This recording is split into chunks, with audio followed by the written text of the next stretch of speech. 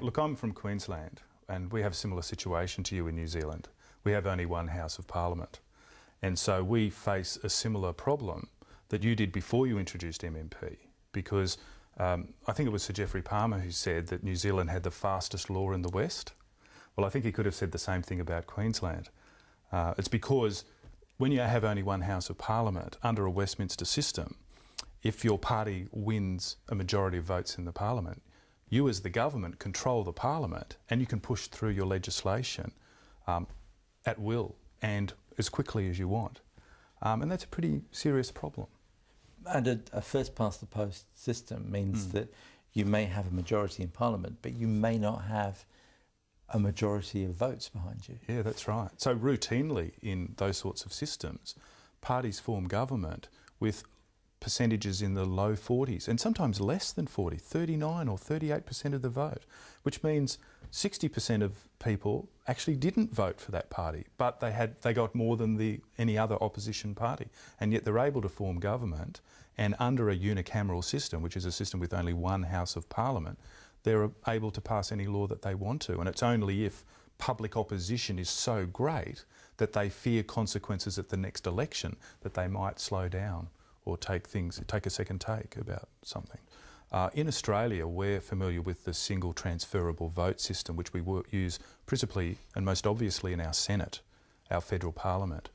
And that works quite well because it enables individual voters to choose amongst the full array of parties and to indicate their preferences amongst them. Another way of doing that is a party list system, where you as a voter get a choice between parties. And both systems mean that the preferences of voters are more closely reflected in the Parliament, except that the party list system means that it's the parties themselves that decide the preference flows, if you like, as we call them, whereas under a single transferable vote, if you want to as a voter, you can decide your preference flows. Right. So where does MMP fit in this sort of scale of proportional representation?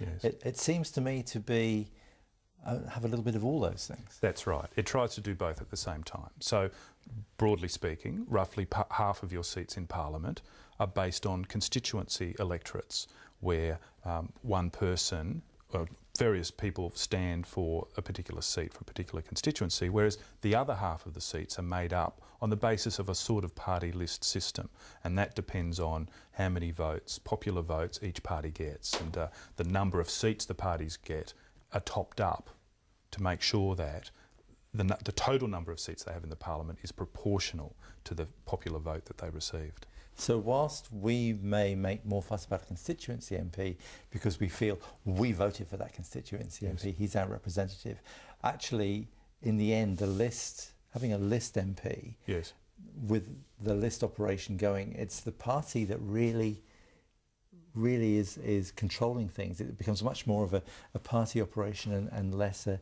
representation of a single MP.